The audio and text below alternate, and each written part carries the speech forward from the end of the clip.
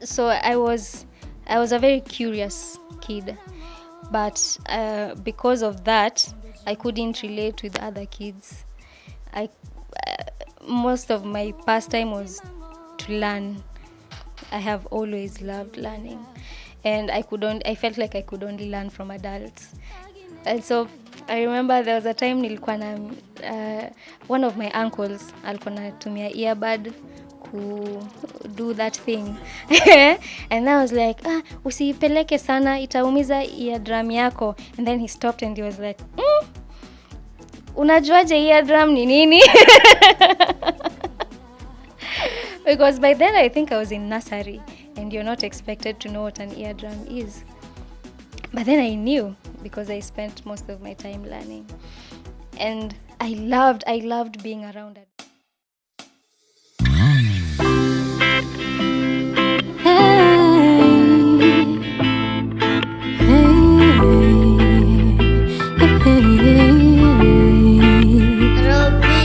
You look at me like I'm a mistake.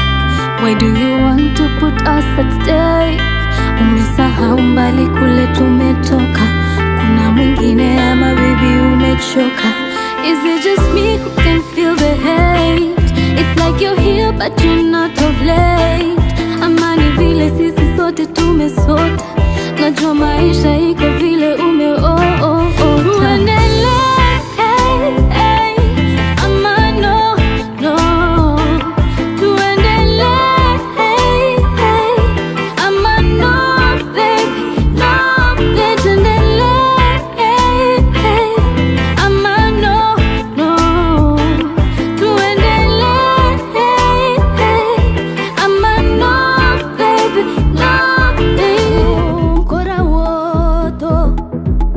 Jatu mama nyoyo, jatu korabayo, jatu mama nyoyo.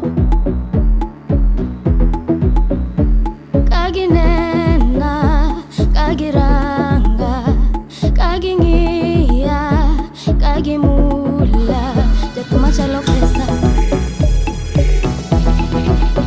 jatu machalo pesa.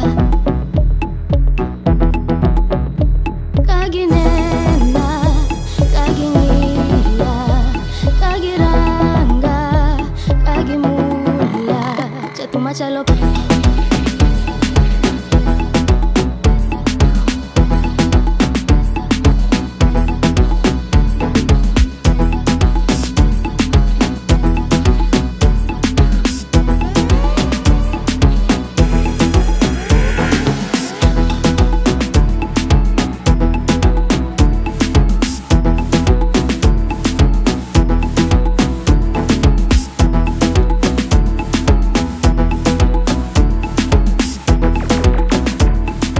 Shari Afrika, with a K, not with a C.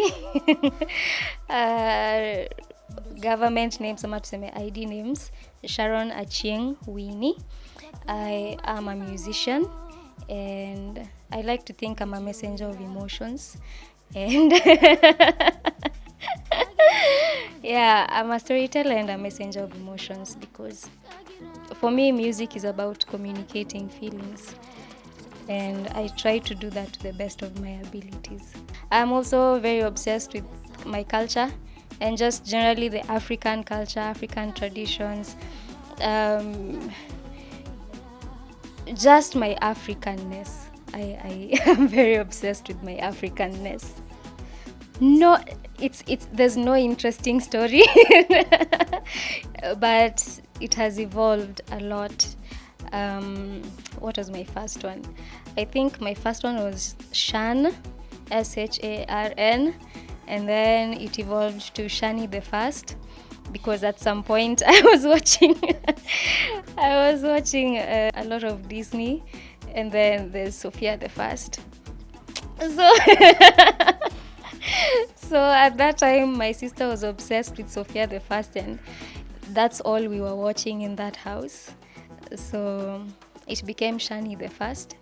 And then after some time, now when I grew up, it sounded childish in a sense. It sounded a bit childish. By then, I think I must have been in first year. By the time it was Shani the first, I was in first year. And then it became Shari Afrika, I think, when I was in fourth year or... Yeah. No, I think a little bit after, maybe 2019. I think it became Shari Afrika in 2019. I mean, music has been a part of me since childhood. My mom was in a choir, walikuwa najiita KCT. And they used to go around just singing within the country, sometimes outside of the country. Within the country, mostly walikuwa wanajiparade. Saa zingine hapo ni bus station. No, si bus station. Hapo GPO. When it was a bit different, the structure was a bit different. So they used to stand there and sing. Sometimes they'd sing uko hivyo High Court. So anywhere tu ungeona watu wamevaa skirts and trousers, and then drew some fancy half coats and a white long shirt, and that was nice. I still have photos I like to share on my WhatsApp. And I used to tag along in most of them. And then back home, I grew up with my grandparents. So back home, my grandfather, every weekend, ilikuwa weekend ya mziki.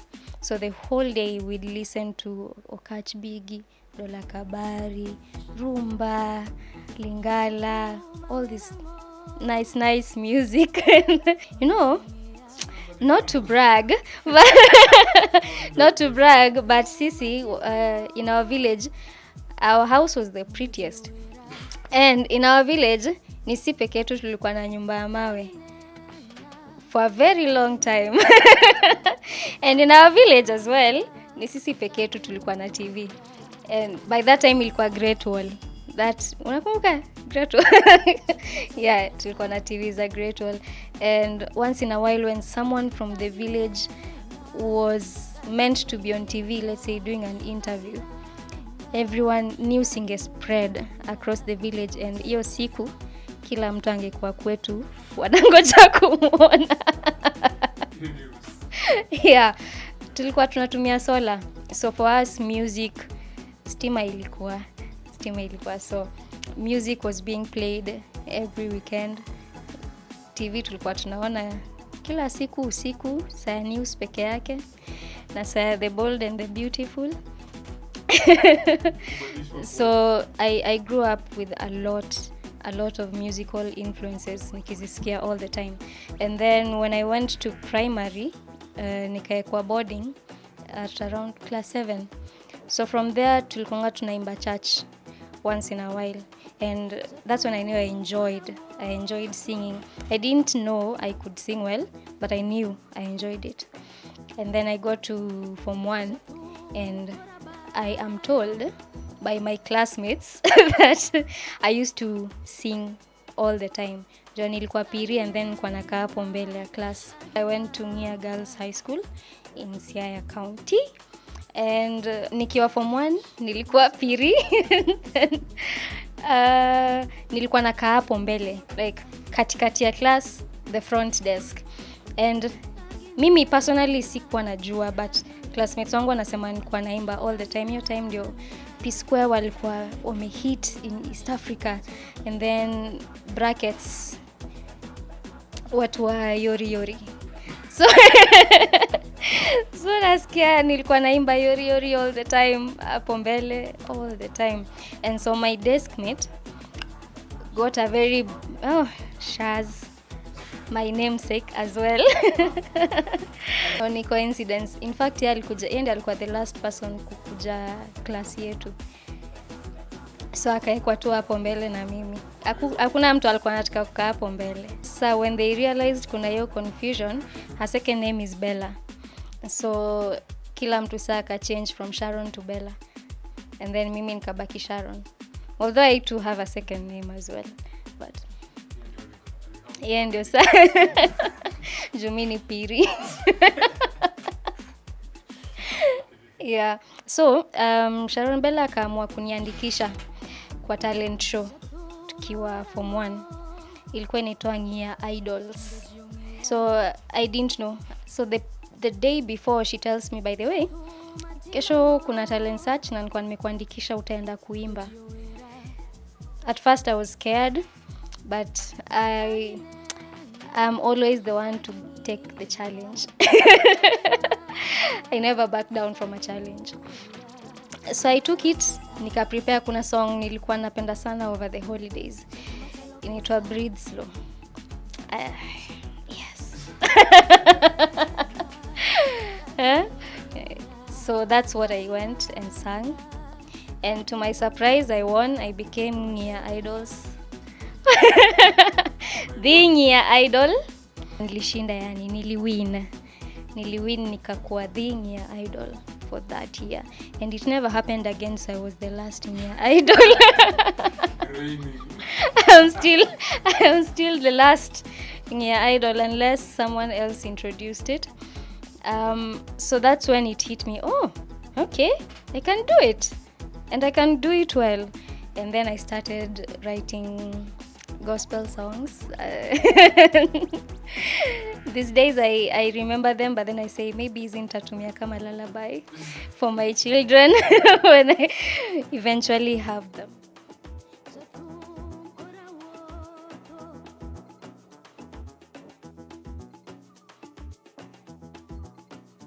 I had a lot of diaries. Kuna zingine zilikuwa personal, just mine, but in some way when I look back at them, none of them was personal. because I realized so many people, it had so many writers. Kuna wengine nakumbuka, wengine hata nimesahau. I don't understand how tulikuwa tunashare hizo diaries, because nikizifungua nafikirianga, oh, my diary, I'll get to see the things I was thinking, and then nikifika katikati naona other handwritings that are not mine. And some of them are messages for me, and then some of them are just poems by other people. Some of them are people sharing their feelings with me, not the bad kind, like just people journaling in my book. So nazisomanga niko very, how I think, to share, establish I'm a very sweet person.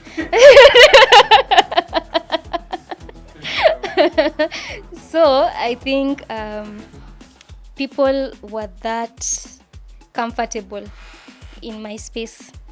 They felt they could share their thoughts within my space as well, and I don't take that for granted.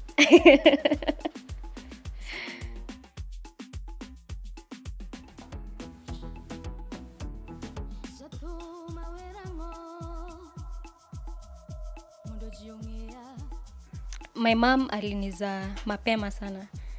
Okay. Sijui kama tunaweza sema ninaifikiria nasema okay, ni mapema maybe in terms of people's opinion on when people should be giving birth. But I was conceived when she was 18. Alikuwa form 4. But alimaliza shule. And yeah, but my grandmother says how she got married at 19. So it's not that strange ukiangalia in that sense.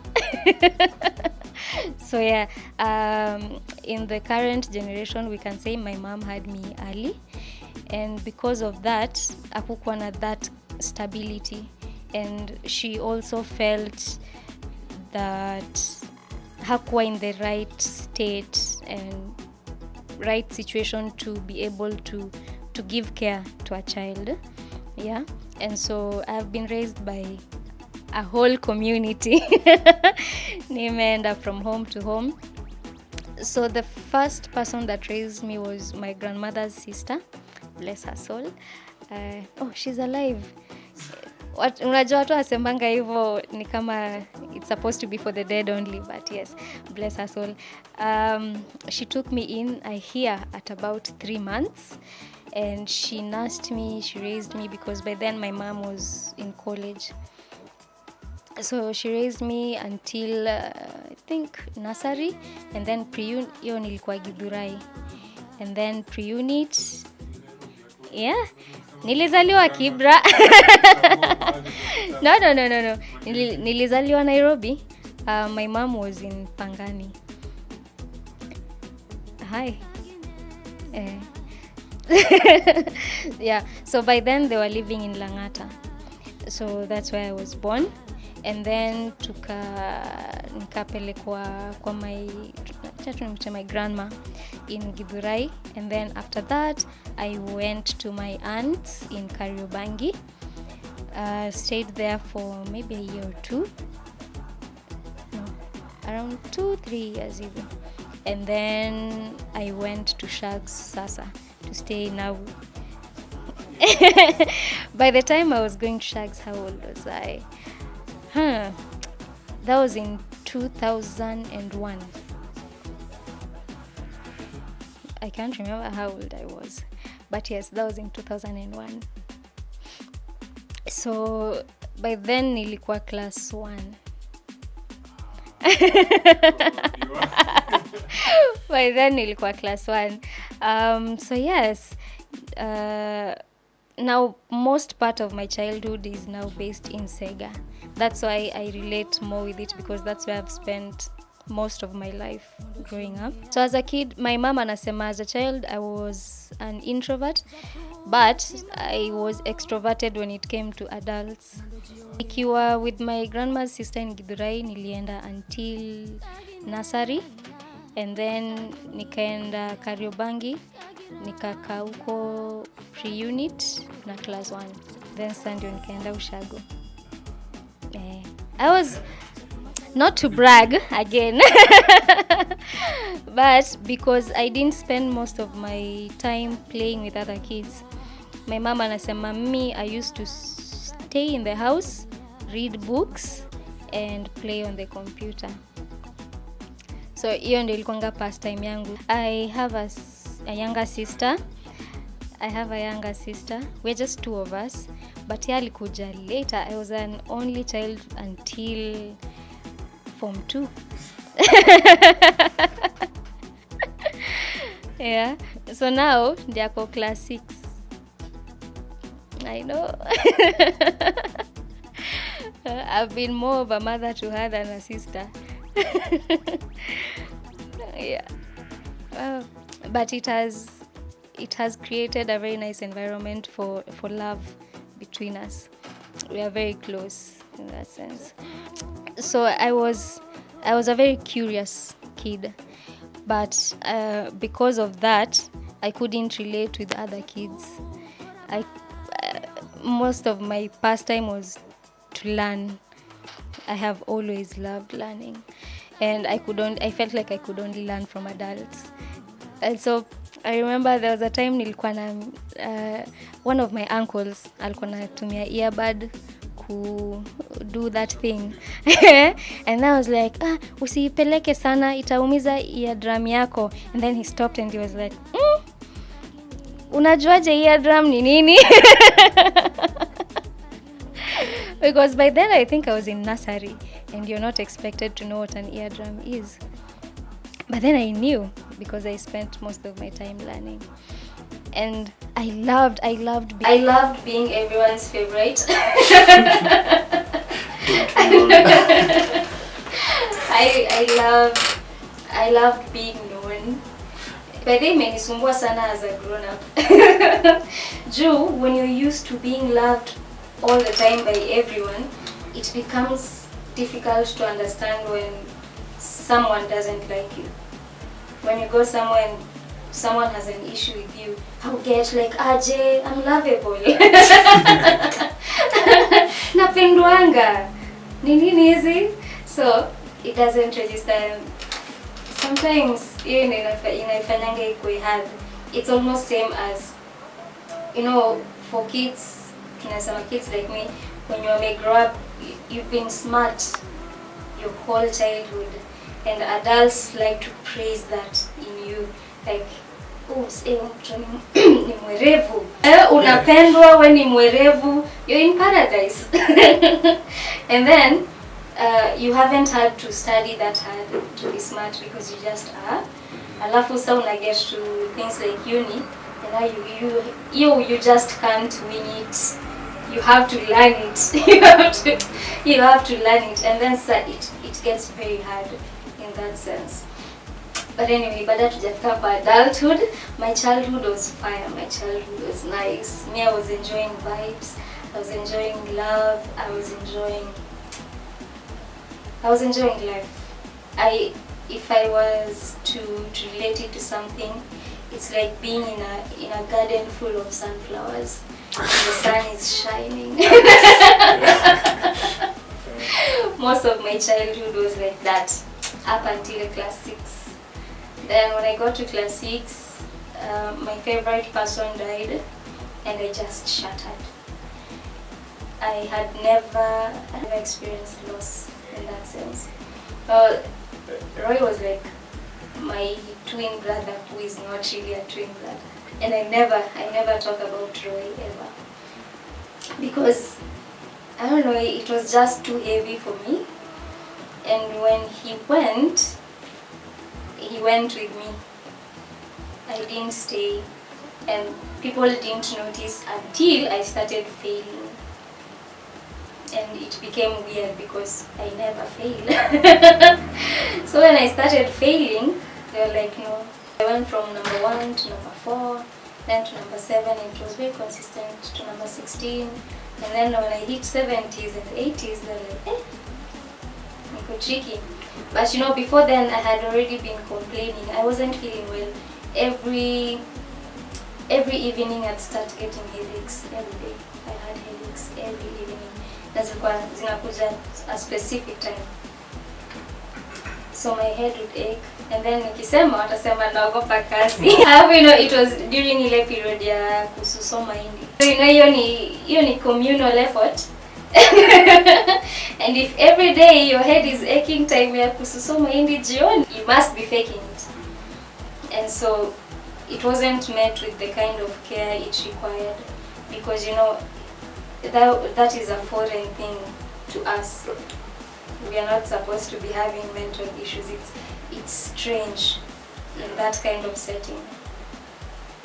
So when everything started deteriorating, I stopped talking. Remember, I was a very talkative child. I stopped talking. I stopped being around people. I just wanted to be in my room. I stopped studying. I stopped performing. I just became a shell, really, of myself, and they couldn't get it. So when it became alarming, I was taken to Aga Khan to see a psychiatrist. No, at first nilipelekwa kwa pediatrician, and then when they did all the tests they could, I wasn't sick physically, and so I don't know how he got me to tell him. And then he realized, it's deeper issues. And so I was put on medication, and then I'd go see a psychiatrist weekly. Eventually I got fine. I was able to pick myself up. But the damage was so deep, I never bounced back to who I was before. Yeah, and that was sad to see. I think it was very difficult for my grandfather, because that's like my best friend, you know. And it was very difficult for him to witness that transition. When I graduated and he was making his speech, he told that story again. He was like, you know, there was this and this happened, and she has never been the same. And ever since that time, I think my mental health became very vulnerable, and as an adult I had to try and just work harder to stabilize that part of me, and I still have to do it consistently till today. At this point in time, first, I don't know I can sing. As a child, I know I enjoy music. My grandfather enjoys music and is playing it every weekend, but That's it musically. So I'm singing along to these people, like Catch Biggie is who I remember, Musa Juma, my grandfather had a lot of cassettes, a lot. I stole some recently. Akina Franco, I lose my belle, Kofi. Which song?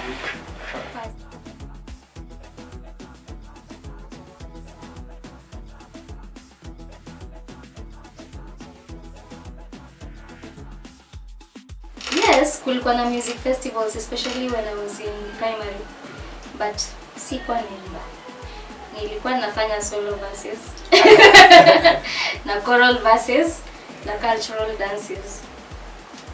So in fact it was more of a given that time ya music ikifika, solo verses nilikuwa nasukumiwa. Hizo zako shika, chagua yenye unataka. And it went on until when I went to Sega Girls Boarding, still zilikuwa zinakuja solo verses. Nimependa English tangu primary until up to now.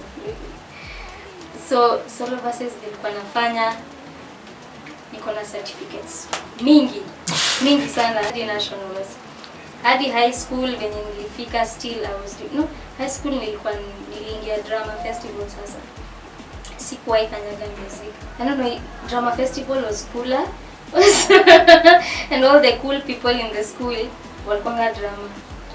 So if you want to belong, lazima utaenda kwa drama. So it was cooler to belong to drama festival than music festival. Ilikuwa na dances. So dances na story, so mna act out mkidance na mkiimba pia at the same time. So there's someone doing the solo and then sisi wengine tuna, sijui venye inaitwa but kwetu inaitwa kuolo. So wenye mnapea soloist nguvu ya kuendelea, saa zile pia mna act hizi stories out. Yeah. I think the love that I could feel around me, that communal love, ile, I think hiyo ndio kitu ilikuwa inanipea confidence, that reassurance from everyone around me. When you're feeling loved and you're just at peace and the world is full of sunflowers, how can you not be confident? But then when you're out here and you're suddenly seeing the world differently, and you're seeing the gloominess, you're seeing the sadness, you're seeing the insults, and you're seeing when it stops feeling like love and it stops feeling like sunflowers. Think of something happy, it's just sunflowers. Sunflowers, I think, should be able to make everyone happy. Yeah? So when all this changes, you begin to lose your confidence, you begin to see things differently. When you start to feel unloved, when you start to feel alone, when you start to feel ridiculed, or when you're exposed to just the negativities of the world. Yeah? When someone tells you, oh, they point out something negative about you, it already starts eating at your confidence. Yeah? It's different from when all you're experiencing is just love. But then when you go to that other side, then you start to crumble. Yeah. So after Sega, ninaingia Sega nimekuwa until tunaweza sema tu hadi then nimeingia campus. Tunaweza sema hivyo. So that means primary Sega. High school pia within to around Nia iko bado tu niko within the county. Nia ni bali kidogo. But na short. No, Nia si bado tu iko Siaya County. It is still within the county. Sijaenda mbali sana. So after Sega Township, the doctor advises they need to change my environment. So I'm taken to a boarding school just across the road. Ninapelekwa across the road nikaenda Sega Girls Boarding. So first I start off day, and then sasa nikiingia class 7 ndio nikaingia boarding 7 to 8. It was a bit different. I was still gloomy. I was still feeling, I think I was feeling even more alone in that sense. I don't think siko sure kama ilisaidia. I continued to just feel alone because now I don't even have that community anymore. I'm now in a totally new place, new people, and I'm stuck with them. And rules and regulations, and it begins to feel a lot. But in some way, academically, it helped. I was able to bounce back.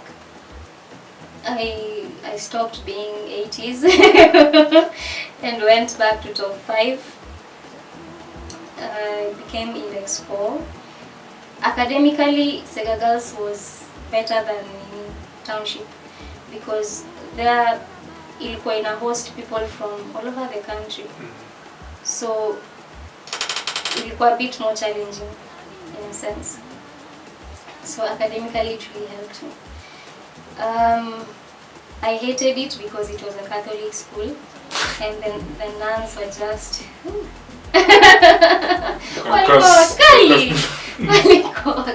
walikuwa tunachapwa na bambu.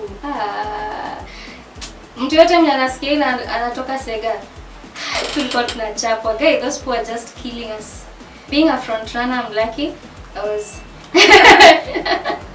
still a favorite, and also a dome captain at that time. So it was a bit easier than the average person.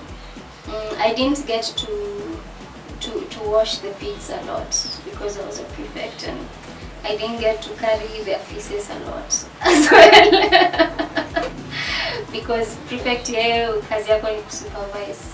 Then after that, what did I get?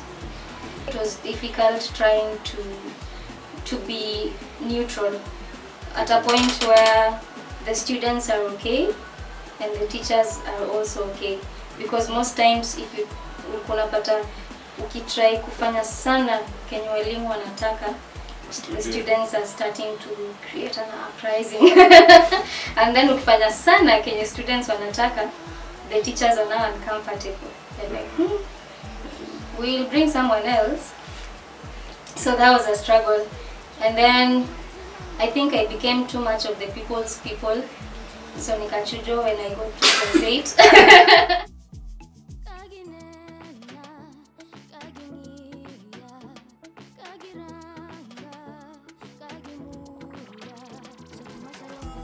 Nearly applied. I don't remember. I know my criteria was don't go to a Catholic school, so I didn't write a single Catholic school. None. But I was happy to go to Nia. Nia was very good to me. So I get to Form 1. Front runner things, kama kawaida, piri mara that. I become the class prefect. And then sisi tuliingia at a very weird time, because by the time tulikuwa tunaingia Form 1, the principal was transitioning. I think she was retiring or going to, she was retiring. So si tuliingia tukapata prince wa hiyo time asha retire, but the new one bado hajaingia. So aliingia I think a month after sisi. And because of that, the administration pia was not prepared. So within the whole of term 1 hatukuwa na uniforms, tulikuwa tunavaa home clothes. So even tukitumiwa admission letter, tuliambiwa tukuje na tulikuwa na home clothes, si uniforms za primo. Kuna watu walikuja na uniforms zao za primo though. But me, most of us tulikuwa na home clothes. Kumbuka ile trauma. Siwezi. Hata nilienda ushago recently and I found uniforms zangu za Sega Township, but there's none ya Sega Girls. So that's how scared I was. That's how scared I was. So after primary, I go to high school in here. That was really nice. I win idols within my first term. What's my first term? Yeah, my first term. And immediately I become popular. Nipiri mimi singer. Mimi idol.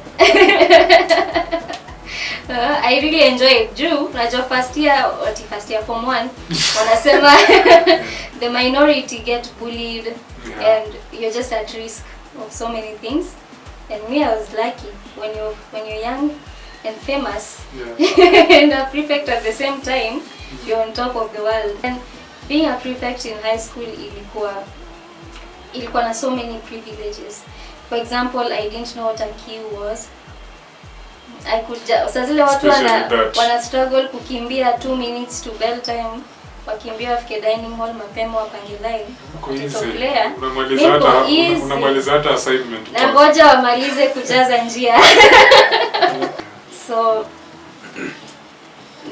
until nikafika form 3 nikaacha upili. It was stressful, that whole dynamic, and me turns you into a people pleaser because you want to maintain that, you want to always be loved, you know? Because you enjoy how it feels, it makes you happy. And then ukifika in a position like that, lazima utakosea mtu mmoja. So either ukosee walimu ama ukosee students. And it's an uncomfortable position, just 2 tense for someone sweet. So I stopped being a prefect when I get to form 3, and I focus more on studies, more or less lectures. So I get to form 3 and I decide to focus more on just studying and writing songs. And I had a dance group as well when I was in form 1. But then in form 3, a lot of things for me changed. I joined CU and then I become praise and worship leader. Mi injili imekuwa na mimi tangu utotoni. You know, I've grown in Christ. Nikiwa tumeenda church kila Sunday, mimi naona watu wa church nyumbani, grandmother church. You know, you only lazima hizi vitu zikuwe instilled. Ikiwa instilled early, then you grow with it. So for me, it was home. Yeah. So I joined CU, praise and worship. Watu wanabambika siku zenye na lead praise and worship. Watu wanabambika. And then the teachers start getting upset. Sijui nini ilikuwa na upset. They're like, people are not supposed to be this happy during praise and worship. Because I make them overdo. Apparently. So, naambiwa, you're a very good singer. But usichague hizo songs zenye zinachangamsha watu sana. Wanasikia ni ile boring songs, kuna keyboard hapo, kuna mtu wa keyboard. Talanta ilikuwa. So we would only get to do it on Sundays or times zenye tonga aje. I joined praise and worship, ninachangamsha sana, walimu wanateta. And then towards the end, I used to spend a lot of my time in the library. And nilikuwa napenda kusoma gazeti. Gazeti nimependa tangu nikiwa mtoto. Back in Sega, my grandfather every Sunday was our bonding time, and we would bond over the newspaper. So angenunuanga Sunday Standard na Sunday Nation. And then atatoa hiyo katikati, the fun part is for me. That the serious political stuff is for him. I enjoyed doing that with my grandfather. And I think that was a big step for me, especially in knowing English. Hey, grandfather wangu ameenda starehe boys, my friend. I love telling people that. Tunao yeye penda kutuandikia essays kwa WhatsApp group. That's how you know he's a very learned man. So we enjoyed spending quality time together, just reading. And when I went to high school, I still maintained that. In some way, I think it made me feel like I'm home. So one time I'm reading the newspaper, and there's this competition, essay writing competition by NCIC. you know what NCIC is?